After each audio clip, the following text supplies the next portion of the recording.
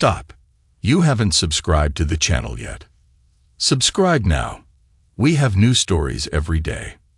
Now, let's go.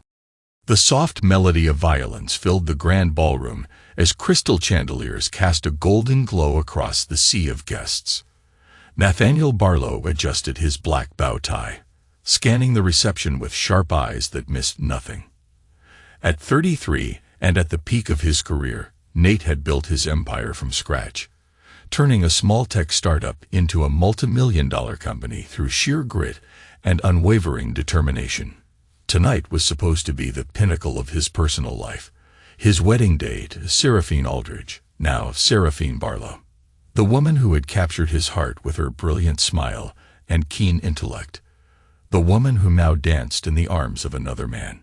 Nate's jaw tightened as he watched Saraphene and her brother, Lucien, sway to the music, their bodies too close, too familiar.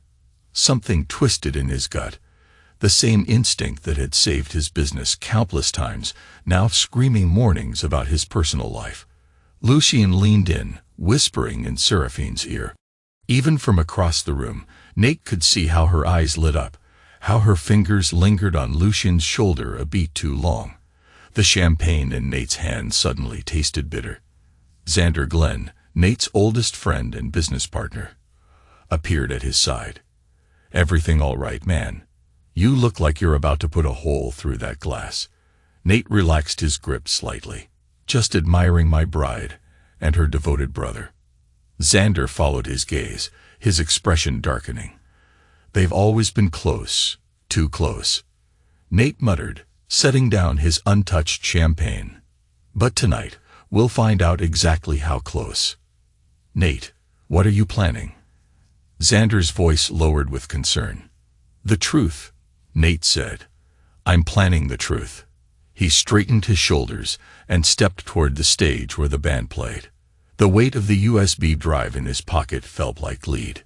3 months of suspicion had led to 2 weeks of private investigation. What he discovered had nearly broken him. But Nate Barlow wasn't a man who broke easily. He was a man who calculated, who planned, and who struck when the moment was right. The moment was now. He nodded to the tech assistant he'd hired specifically for tonight, then took the microphone from its stand. The music faded. Hundreds of eyes turned toward him. "Ladies and gentlemen," Nate's voice resonated through the ballroom, smooth and controlled. "I want to thank everyone for sharing this special day with Saraphene and me." Across the room, Saraphene stepped away from Lucien, her white gown shimmering under the lights as she moved toward the front of the crowd. Her smile, the same smile that had once seemed so genuine, now looked like nothing more than a well-rehearsed act. "Marriage is built on many things," Nate continued. "Trust, honesty, loyalty." He paused, letting each word hang in the air. "I've always believed that truth is the foundation of any lasting relationship." Confusion flickered across Saraphene's face.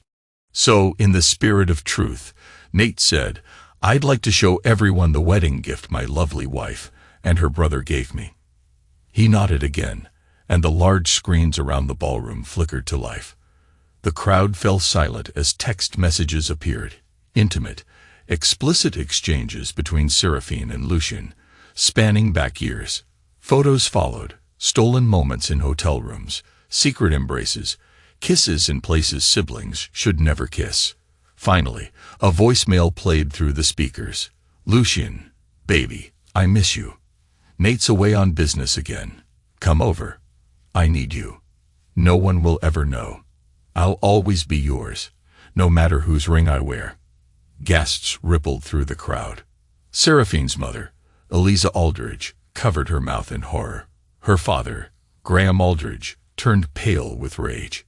Saraphene stood frozen, her face drained of color. Lucien pushed through the stunned guests, fury blazing in his eyes. Nate turned back to the microphone, his voice ice-cold. "I think that covers the something old part of the wedding tradition. The affair has apparently been going on for quite some time. Turn it off." Saraphene finally found her voice, running toward the stage. "Nate, please. This isn't what you think." Nate held up a hand, stopping her in her tracks. Explain? You mean lie? No, Saraphene. You had plenty of time for that. Now, let everyone hear the truth. Lucien reached the front of the crowd, lunging toward the stage, but Xander stepped between them, planting a firm hand on Lucien's chest. You don't want to do that, friend, Xander warned, his voice low yet threatening.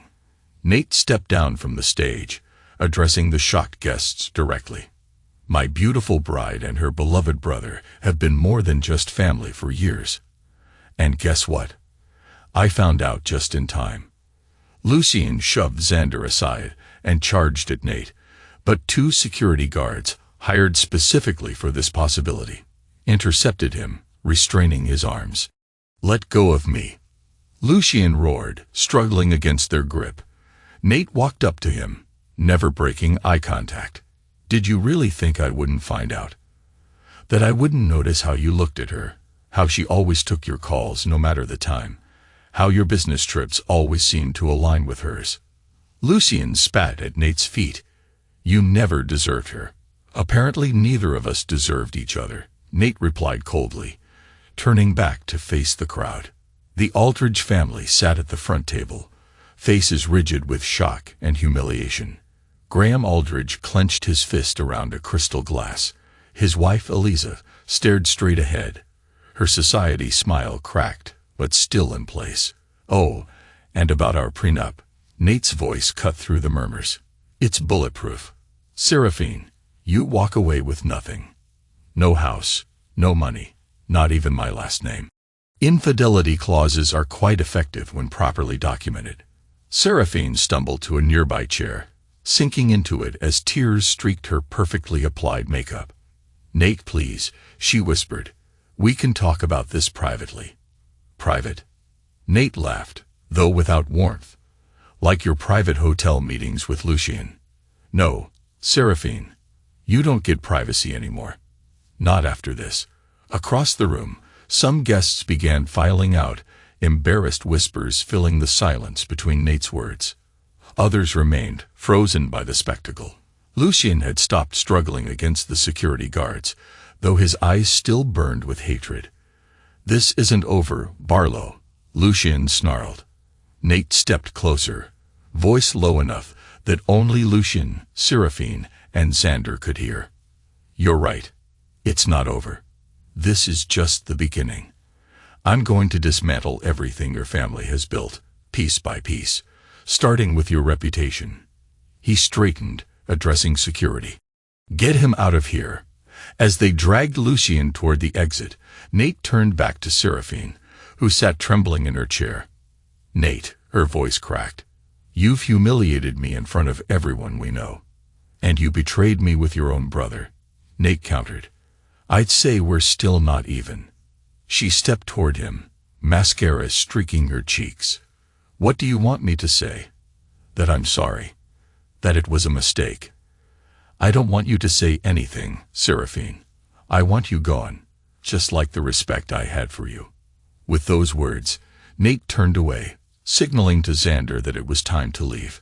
Behind him, Saraphene's sobs turned to angry protests, but he didn't look back.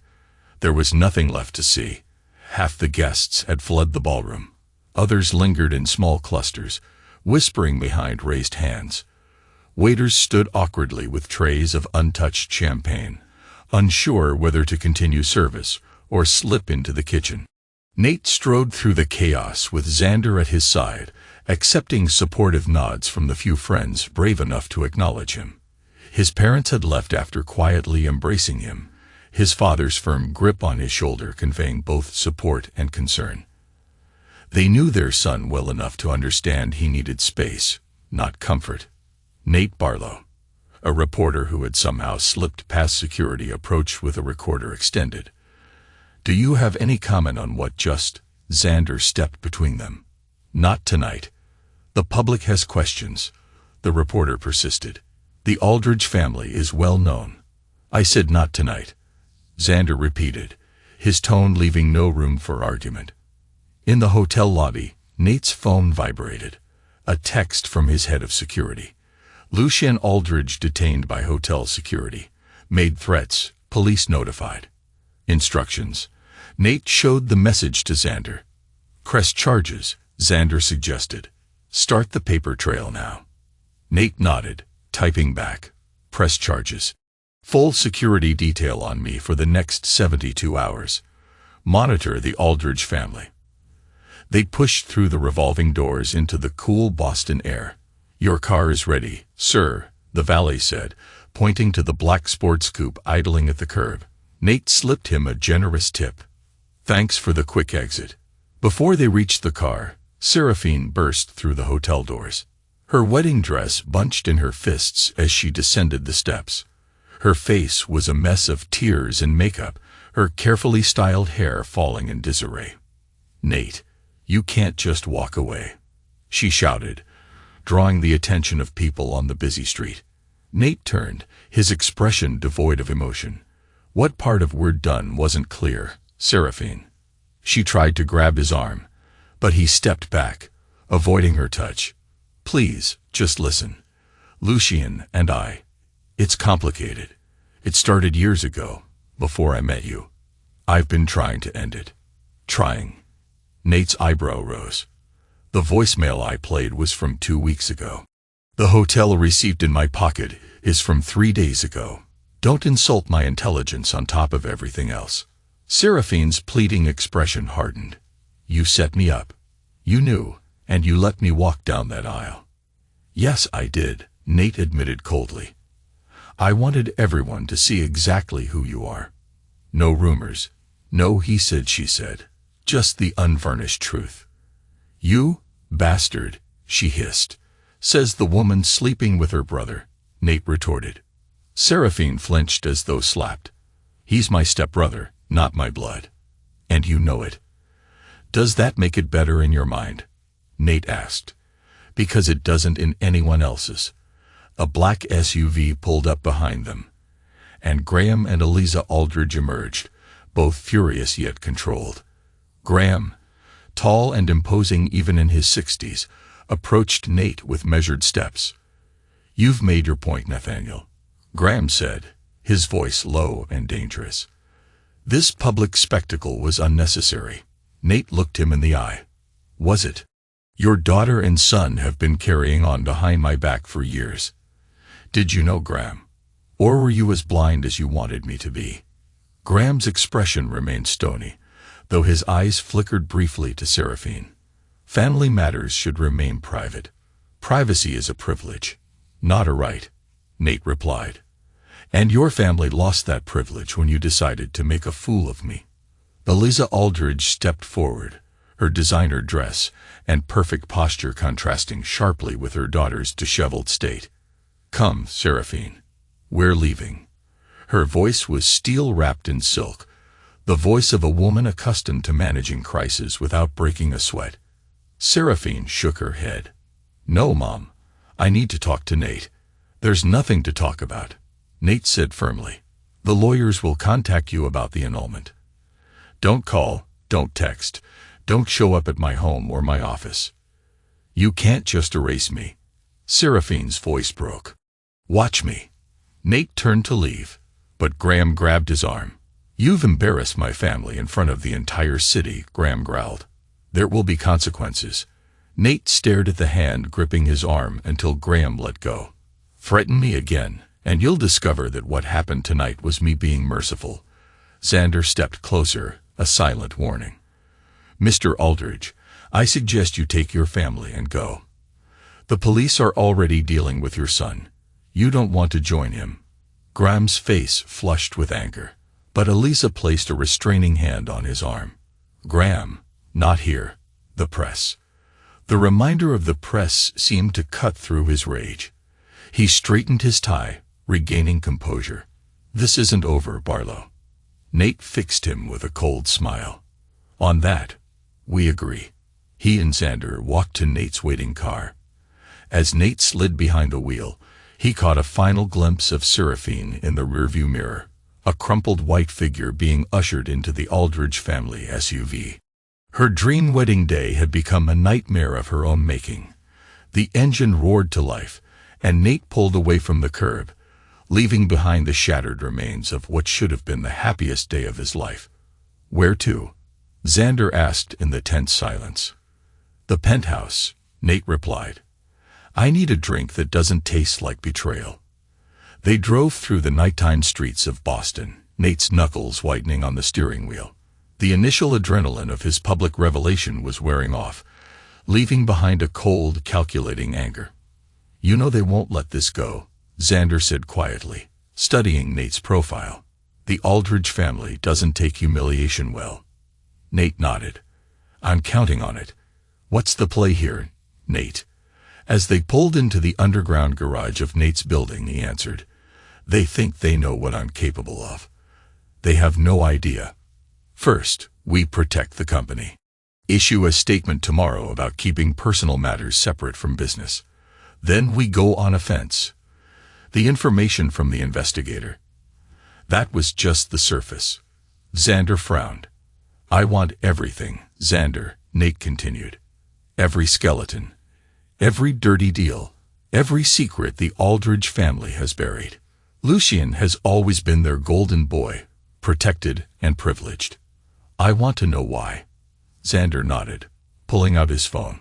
"I'll make some calls. And double the security at the office," Nate added. "They played dirty when cornered. Already on it." Nate parked the car and sat still for a moment, hands gripping the wheel. The day's weight settled on his shoulders, not grief, but rage, cold and focused. "You okay?" Xander asked softly. Nate turned to him. "No. But I will be, once I make them pay for every lie, every betrayal, every moment I wasted loving a woman who never existed." The elevator ride to the penthouse was silent. When they stepped inside the spacious apartment, the first thing Nate saw was a framed photo of Saraphene, smiling at him from the credence. He picked it up, studied it for a moment, then hurled it against the wall. Glass shattered across the hardwood floor. Xander said nothing, just walked to the bar and poured 2 glasses of whiskey. "To the death of illusions," he said, handing one to Nate. Nate accepted with a grim nod. "And to what comes next." They drank in silence, the city lights shining through the floor-to-ceiling windows, a tapestry of possibilities and promises. For the first time in months, Nate felt clear-headed. The suspicion that had gnawed at him was confirmed, the doubt extinguished. All that remained was purpose. He would dismantle the Aldridge empire piece by piece, exposing every secret and ensuring they felt the same humiliation and betrayal he had suffered. Not out of blind vengeance, but out of justice, with a healthy dose of personal retribution. Early the next morning in his office on the 42nd floor of Barlow Tech, Nate reviewed reports his investigators had compiled. Outside his window, Boston stretched below, a place where the strong thrived and the weak got trampled. Nate understood that fundamental truth. It was how he built his company from nothing. The Aldridge family, by contrast, had been born into power, inheriting wealth and connections that opened doors without effort. That inheritance, Nate suspected, created their sense of entitlement, the belief they could take whatever they wanted, including Nate's dignity. A knock at the door interrupted his thoughts. "Come in," Nate called, not looking up. Xander entered, carrying a thick folder and a USB drive. Dark circles under his eyes suggested he'd been working through the night. "You look terrible," Nate remarked. "Charming as always," Xander replied, dropping into the chair across from Nate's desk. "But wait until you see what I found." He opened the folder and spread several documents across the desk. "Lucien Aldridge has been very busy for years," Xander said, "and not just with his sister." Nate raised an eyebrow. "Stepsister," he corrected dryly. "Whatever helps you sleep at night," Xander quipped. "Point is, the golden boy has quite a history. 1 gram spent millions covering up." Nate leaned forward. "Start from the beginning."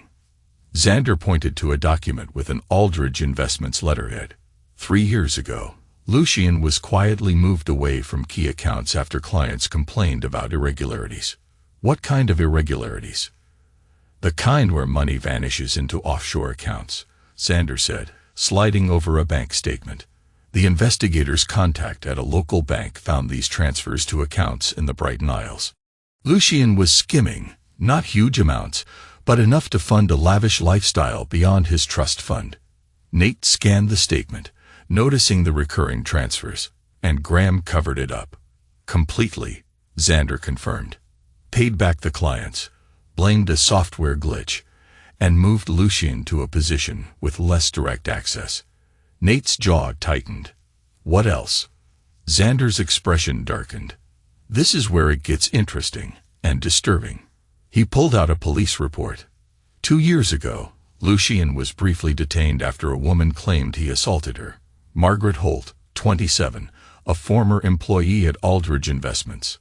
Nate took the report, scanning the details. Charges dropped after Graham personally visited the precinct with an army of lawyers. The woman recanted, then left town. Current whereabouts unknown, Xander confirmed grimly. Her family filed a missing persons report 3 weeks later. The case went cold. A chill ran down Nate's spine. You think the Aldridge family had something to do with her disappearance? It's a suspicious coincidence, Xander said. And there's more. Another woman vanished after tangling with Lucien, Adelaide Gray, his former fiancée. She disappeared 5 years ago, a month before their wedding. Her car was found near the Arbor River, no body recovered. The police called it suicide after finding a note, but her family insisted she'd never do that. Nate studied a photograph of a smiling blonde woman. Let me guess. Graham made that go away too. The case was closed after 3 months, Xander answered. The lead detective suddenly retired with a generous pension and bought a vacation home no cop could normally afford. Nate walked to the window, mind racing. So we're not just dealing with financial fraud and a twisted relationship. We might be looking at something much darker. Xander nodded. Yes, and from what we can tell, Saraphene knew about some of Lucien's financial misdeeds. She helped hide documents from auditors. Nate's shoulders tensed. What about the missing women? No direct evidence she knew about Adelaide or Margaret, Xander said, but Saraphene did provide Lucien an alibi the night Adelaide disappeared. Unbelievable, Nate said, returning to his desk. He gathered the documents into a neat pile. We need more concrete proof before we go public. Not just suspicious circumstances. I'll have the investigator dig deeper, money trails, interviews with former employees, anyone who might talk. And Nate's phone buzzed, cutting Xander off. He glanced at the screen. Saraphene Aldridge was in the lobby, demanding to see him. Send her up, Nate decided after a moment. I want to look her in the eye when I ask about Adelaide Gray and Margaret Holt. You sure? Probably not, Nate admitted, but I need answers. After Xander left, Nate secured the most damning documents in his desk drawer, then settled behind it, bracing himself. The woman he thought he'd loved was now a stranger, a puzzle piece in a far darker family portrait. When Saraphene stepped into his office, she looked different from the broken woman at the wedding, composed, dressed in a tailored charcoal suit that screamed confidence. Only the redness around her eyes suggested sleepless nights. Nate, she said, voice steady. Thank you for seeing me. Let's skip the pleasantries. What do you want? She set her handbag down and sat across from him. I came to talk sense into you. What happened at the wedding was inexcusable, and I understand why you're angry. Angry doesn't begin to cover it, Nate replied. She nodded. I know. But I was manipulated. Lucien has always had this hold over me. Since our parents married when I was 15. He's been influencing me, controlling me in ways I didn't fully realize. Nate leaned back, studying her. That's your defense. That poor Saraphene was manipulated by the big bad stepbrother. You're almost 30. You made your own choices. It's not that simple, she insisted, leaning forward. You don't know what he's like behind closed doors. He thinks he owns me. And yet you invited him into your bed. Our bed. Nate spat, disgust in his voice. Doesn't sound like someone desperate to escape his control. Saraphene winced. I tried to end it so many times. When I met you, I thought I finally could. You were different, strong, independent. Everything Lucien isn't. I really did fall in love with you, Nate. He laughed, short and bitter. You sure have a strange way of showing it. 2 days before our wedding, you were still with him. That's not love. It's betrayal. Tears welled in her eyes. I'm not denying it was wrong. I'm just saying there's more to this story. Oh, I know there's more, Nate said coolly. Like what happened to Adelaide Gray. Seraphine's face went pale. Adelaide. She killed herself. She left a note. Did she? Or was that another Aldridge cover-up? Nate pressed. And Margaret Holt. Another coincidence. Seraphine's voice trembled. Margaret Holt. I don't know who that is. Nate watched her reaction carefully. Either she was clueless, or a better actress than he'd realized. Your family has a pattern, Saraphene. Problems disappear, even people. And Lucien's always at the center. Saraphene sank back in the chair. Nate, you're wrong about this.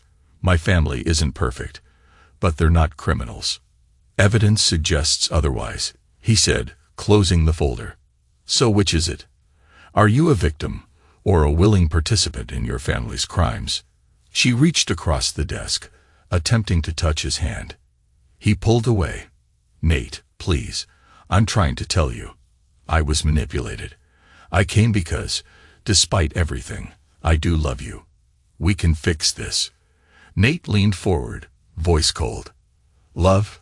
You poisoned our marriage before it even began. You chose Lucien. Live with it. Her eyes gleamed with anger now. You'll regret this. I regret ever loving you, he replied without hesitation. Saraphene stood, snatching up her bag. You think you know my family. You have no idea. You're poking a bear, a very powerful bear with sharp claws. Is that a threat? A warning, she answered. For old time's sake. She headed for the door, pausing only once to look back. You were right about one thing. I chose Lucien. In the end, blood, or in our case, family, is thicker than anything else, even love. The door closed behind her. Nate exhaled, unsettled by how quickly she had changed from apologetic to threatening. But he had no intention of backing down. The following days brought a barrage of attacks from the Aldridge family. 3 of Nate's major clients received anonymous emails about supposed ethics violations at Barlow Tech. Financial publications ran stories questioning the company's latest quarterly report. By noon, Barlow Tech stock had dropped 8%. Nate watched it all from his office with unnerving calm. His executive team was in uproar. We need an immediate statement, his PR director insisted. The SEC wants clarification on our Q3 data, his CFO said. My phone hasn't stopped ringing, added the head of client relations. Nate let them speak, then got to his feet. The Aldridge family is behind this, he said simply. They're retaliating for what happened at my wedding. Uneasy glances circled the room. Everyone knew about the wedding fiasco. It had been impossible to hide with so many high-profile guests present. Sir, the CFO ventured carefully. That's a personal matter. This is business. Not to them, Nate said, turning from the window. To the Aldridge family, everything is interconnected. Business, power, personal relationships. They don't compartmentalize like we do. So what's our strategy? Xander asked. Nate took his seat again, passing out several documents. We fight back. Not defensively, offensively. His team examined the pages, some looking shocked. This is aggressive, the legal director said. Borderline actionable. It's factual, Nate retorted. Every piece verified. Aldridge Investments has been operating in ethical gray areas for years, often crossing into the black. We're simply bringing it to light. It could be seen as corporate sabotage. The PR director worried. It's accountability, Nate corrected. And it's overdue. They debated for an hour, eventually aligning with Nate's plan out of trust in his leadership. As the others left, Xander lingered. "You're playing with fire, Nate." "I didn't light it," Nate replied. "But I'll control how it burns." "And our guest from the parking garage incident?" Xander asked. "Any luck getting him to talk?" Nate's face hardened. "Not yet. He's stubborn, but I'm not crossing any lines, Xander. Just keeping him contained until he's willing to cooperate." Xander still looked uneasy. "The journal and USB drive Saraphene gave you. Our analysts are confirming everything," Nate answered. "It matches what we suspected. Systematic fraud, diverted client funds. But there's also more. Personal records, photos, meeting locations. Adelaide Gray was building a real case against them before she vanished. And look what happened to her," Xander muttered. "Exactly," Nate said grimly. "I won't make the same mistakes." That evening, as the city lights sparkled beyond the penthouse windows, the first strike went public, not through traditional media the Aldridges could influence, but via a newly formed advocacy group for missing women. They posted Adelaide Gray's story in detail, complete with timelines, overlooked witness statements, and pointed questions about why the original case had been closed. Within hours, #JusticeForAdelaide was trending. Several legitimate news outlets picked it up, revisiting her disappearance and raising serious doubts about the Aldridge version of events. Xander arrived at the penthouse as Nate finished a call with Adelaide's brother, who had become a spokesperson for the renewed investigation. "It's working," Xander said, setting his laptop on the coffee table. 3 big clients reached out to reaffirm their contracts. One that threatened to leave is reconsidering. And the Aldridge response? Xander shook his head. Total silence. No public statement. No spin in the press. "They're regrouping," Nate said, figuring out a counterattack. Just then, Nate's phone rang. An unknown number. He answered warily. "Barlow. You think you're clever, don't you?" Came Graham Aldridge's voice, cold and furious. "Using a dead girl's family in your vendetta." Nate switched to speaker so Xander could listen. "I'm merely supporting a family's right to know what happened to their daughter, something you actively prevented 5 years ago." "You have no idea what you're meddling in," Graham said. Adelaide Gray was unstable. Her death was a tragedy, but it was suicide. Was it? Because we have her journal, verified by forensics, and the files she gathered. If it's all nonsense, why pay off law enforcement? Graham sneered. "If you had anything concrete, you'd have gone to the authorities." Nate gave a humorless laugh. "You mean the authorities you've been paying off?" "No. I learned from Adelaide's mistake. Public scrutiny is safer than private accusations." "You've made a serious error in judgment, Nathaniel," Graham said, barely containing his anger. "Coming after my family like this. This isn't a game." "Your son made it a game when he did unspeakable things to women who discovered his misdeeds," Nate retorted. "And you covered it up." Silence. Then Graham's voice, cold as ice. "You will regret this, Barlow. I promise you that." He hung up. Nate set the phone down, unshaken. "He's rattled."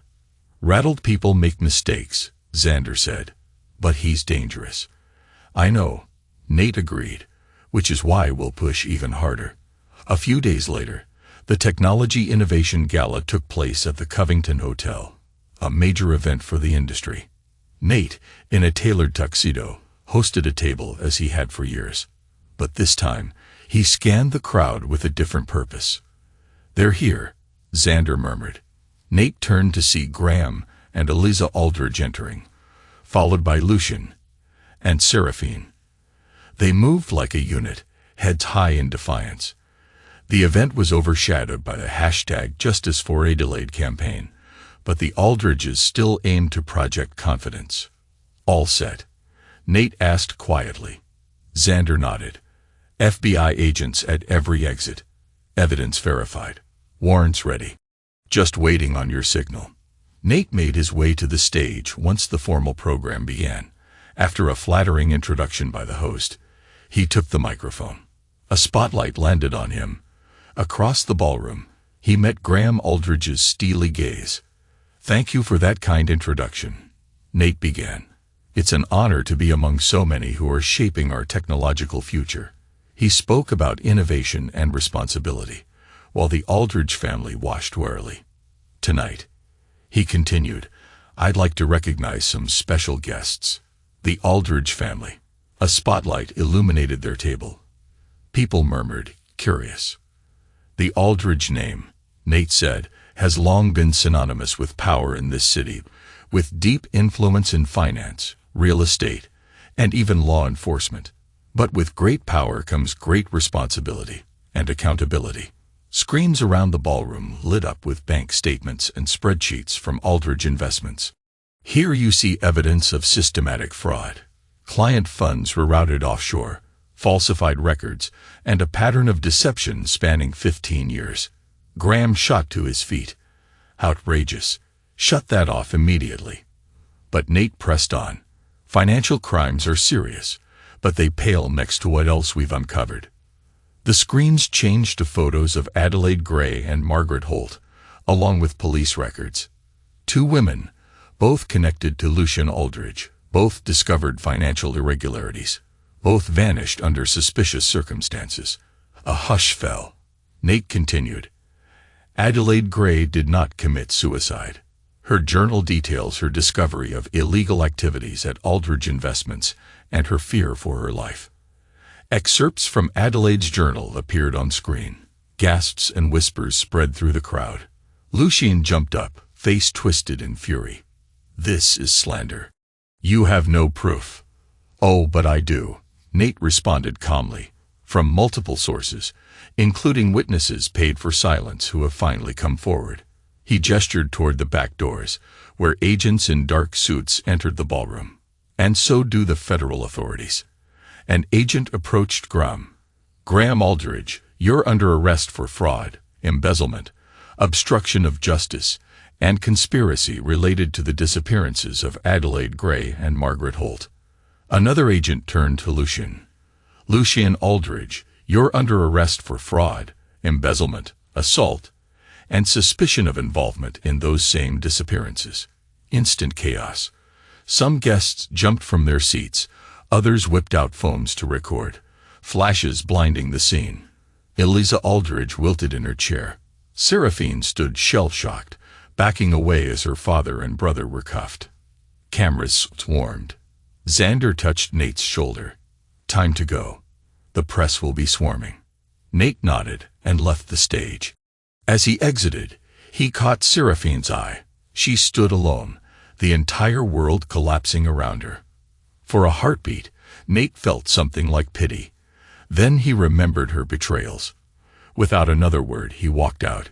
3 days after the arrests, the Aldridge scandal dominated every news outlet. New details surfaced hourly. Graham and Lucian remained in custody, denied bail. The Liza retreated to their Dalton Shores estate, refusing all interviews, while Saraphene seemed to vanish from the spotlight. Nate followed the coverage from his office, mind finally at ease. His intercom buzzed. "Mr. Barlow, Saraphene Aldridge is here. She won't leave." Nate hesitated, then said, "Send her in." She entered looking nothing like the socialite from the gala. Hair pulled back, face free of makeup, wearing a plain sweater and jeans. Gone was every pretense. "Nate," she greeted quietly, taking a seat without waiting for an invitation. He regarded her coolly. "Why are you here?" She laced her fingers together, gaze on his desk. "To concede defeat, I suppose. You've won." "This wasn't a game," Nate replied, though part of him knew otherwise. "Wasn't it?" she said with a bitter smile. "From where I stand, it looks exactly like a chess match. You sacrificed your queen, our marriage, to checkmate my father and brother. They broke the law," Nate said simply. "What happened to them is justice, not revenge." She drew a shaky breath. "I'm leaving Boston tonight. There's nothing left for me here. My family's legacy is in ruins, our name is toxic, and I have my own sins to face." Nate studied her. "Running won't erase what happened." "No," she whispered.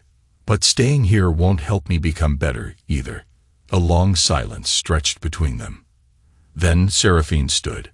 "I really did love you, Nate, in my own broken way." He looked at her, searching for any sign of manipulation, but saw only a beaten figure. "Love shouldn't be broken," he said softly. "It shouldn't coexist with betrayal." She nodded. "I know. That's just a truth I have to live with." "Where will you go?" she shrugged. "Somewhere far away. Maybe Europe." "Does it matter?" He exhaled. "The authorities will still have questions. I've already given statements and signed every paper. My lawyers can handle the rest." She turned to the door, resting a hand on it before looking back. "Don't say you forgive me, or that you're sorry. We're well past that." Nate inclined his head in agreement. "Then goodbye, Saraphene." She gave a sad smile. "Goodbye, Nate." She left, and Nate was certain he'd never see her again. He returned to his desk, glancing at the ongoing news coverage. The Aldridges had finally been exposed. 2 missing women might at last have their day of reckoning, and financial crimes spanning decades would no longer remain hidden. Justice had been served. A month passed. One crisp autumn evening, Nate stood on the balcony of his penthouse, watching the sunset over Boston's skyline. The door slid open behind him, and Xander joined him, offering a glass of whiskey. "The news just broke," Xander said. "Lucien took a plea deal. 25 years. Nate inhaled deeply. "So it was murder." "Manslaughter, technically," Xander replied. "He claims Adelaide threatened to expose the fraud." They argued. He pushed her. She hit her head. He panicked and faked the suicide. Nate's jaw tensed. "And Margaret Holt?" "He still denies that, but the case is reopened. Doesn't look good for him." "What about Graham?" "Refusing any deal," Xander said. "But the evidence is overwhelming. He could face 15 years just for the fraud." Nate nodded and took a sip of whiskey, the burn strangely comforting. "And Saraphene?" Xander hesitated. "No charges. She's cooperating as a witness.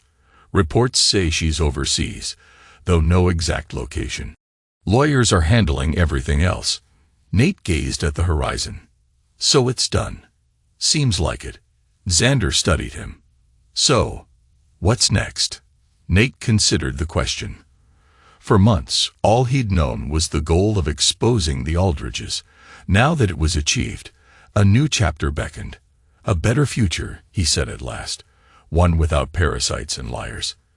"That's vague for a man who usually has 5-year plans," Xander joked, clinking his glass against Nate's. Nate actually chuckled. "Fair point. Let's make it concrete. Barlow Tech expands into ethical investing. We create a transparency framework so no one else can pull off what the Aldridges did." "I like it," Xander said. "And personally," Nate looked at the twinkling lights of the city, "I need to figure out who Nathaniel Barlow is without the weight of betrayal on his shoulders." Xander grinned. "Sounds suspiciously like personal growth." "Don't tell anyone," Nate replied dryly. "I have a reputation." They raised their glasses. "To justice served," Xander offered. "And to lessons learned," Nate added. They drank as night settled over the city. The anger that had fueled Nate's pursuit was gone, replaced by a quiet sense of resolution. He'd endured betrayal, exposed the truth, and ensured that those who had wronged him faced consequences. Now, he would keep moving forward, wiser, stronger, and unburdened by the lies that once almost destroyed him. Never again would he be played so completely. He was free at last.